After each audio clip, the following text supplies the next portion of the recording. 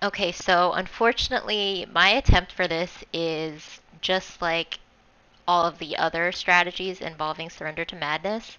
I originally really wanted to get it down with Legacy of the Void. I was doing like 13 plus attempts with it in the beginning, but um, after just failing on that repeatedly, I didn't want to farm up nether shards. I really don't like any aspect of the game that they keep implementing, such as stuff like doing time walking for coins. Like, I didn't do that for many weeks because time walking, even though it takes an hour of my time, I hated running them all the time. So my approach to this was the same. I didn't plan on doing this challenge at all because I didn't care about my artifact appearance whatsoever. But since one of you guys commented that you wanted a video for it, I did spend time today attempting it, and I have to say, my mind is kind of mush right now. I've been doing this for like 3 hours.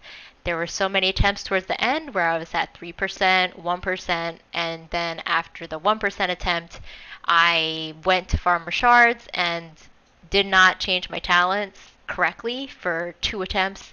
So waiting 10 minutes in between every attempt for surrender to come off cooldown was also really, really annoying. But I finally managed to get it down, and as before we jump into this, I really want to just say that I don't think this challenge is worth it for anybody that is not extremely geared.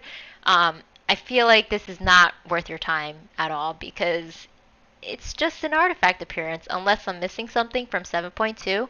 I don't actually know a lot about 7.2 because I didn't really bother reading most of the patch notes and everything, but I just, if there is nothing else that you get out of it aside from an appearance, please don't do it because I feel like it takes up a lot of time. It's also very frustrating, stressful. So save yourself all of those negative emotions and, you know, don't be a completionist like I felt like being today. I was trying to get this down before my mage tower went away, and I had a couple more hours, but anyways, let's get into it. So I know the strategy is up all over the internet by now, but I'll just explain really quickly. I popped my pre-pot and surrender to madness at basically the moment he said I obey. He will become targetable really shortly after that. And since I had multiple 1% and 3% wipes, I decided to go into void form at about 81ish percent, and then I would just use my 4 piece and use Void Torrent right away. And then after that, it was just a normal surrender rotation.